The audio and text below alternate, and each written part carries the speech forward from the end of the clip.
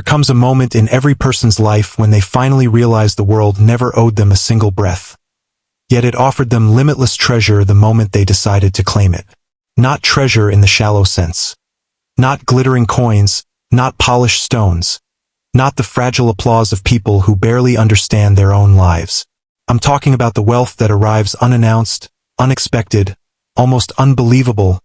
The wealth born at the intersection of a sharpened mind, a disciplined spirit, and an unbreakable decision to rise where others fall asleep. You weren't put here to survive on scraps. You weren't sent into this world to drift like a leaf in someone else's wind. Every great builder of prosperity, from Carnegie shaping steel to Edison bending light to his will, had one thing in common. They reached a breaking point where complacency became unbearable. Comfort felt like poison. Excuses felt like chains. And at that moment, they discovered a truth most people spend their entire lives avoiding. That the path to wealth, real wealth, begins the moment you stop waiting for permission. Because wealth is not handed down by fate. Wealth is not a genetic gift. Wealth is a psychological rebellion. A loud internal refusal to live at the mercy of circumstance. And the people who ignite that rebellion inside themselves walk differently. They think like owners, not observers. They speak with conviction, not hesitation.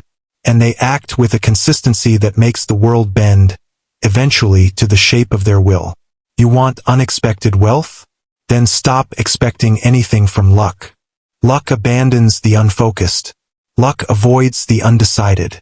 Luck shows up only for the person who already decided to win with or without it. The first currency of success is mindset, and most people spend theirs recklessly. Trading clarity for distraction, ambition for comfort, potential for a few moments of cheap pleasure. But not you.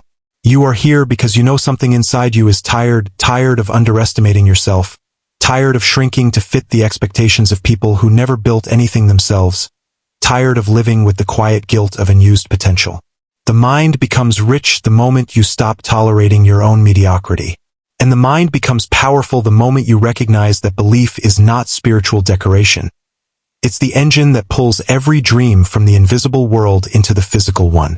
Henry Ford didn't build his empire because he was guaranteed success. He built it because he believed so fiercely that his vision was possible that the world eventually surrendered. The man was mocked, rejected, dismissed, criticized, and he walked right through every barrier as if they were fog. That is belief, not hope. Hope waits. Belief acts. If belief is the engine, clarity is the map. You cannot rise if you don't know where you're rising to. Wealth doesn't respond to vague intentions. The universe rejects the unfocused. You must know what you're building, what you're chasing, what you're willing to endure. A man chasing success catches nothing. A man building a specific destiny reshapes the world around him. Clarity is not optional. It's the blueprint of every breakthrough. And once clarity sharpens your vision, purpose becomes the fire in your chest. Purpose is what keeps the builder moving when the night grows heavy. Purpose is what pushes the dreamer forward when the world laughs. Purpose is what turns discipline from a burden into a weapon. Without purpose, you will collapse under the smallest pressure. With purpose, you will survive storms that would drown entire nations. Discipline, this is where most people break. Everyone wants wealth until they realize it demands consistency long after motivation dies. Discipline is the great separator. The quiet work, the early rising, the late-night planning, the sacrifices no one applauds. This is where unexpected wealth stops being unexpected and becomes inevitable. Walt Disney was told he lacked imagination. Edison failed thousands of times. Carnegie worked in a factory for pennies before he built an empire. They didn't reach greatness because they felt motivated. They reached it because they refused to stop. Discipline is proof that you're serious.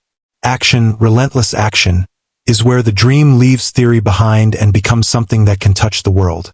Motion without intention is chaos. Intention without motion is fantasy. You need both.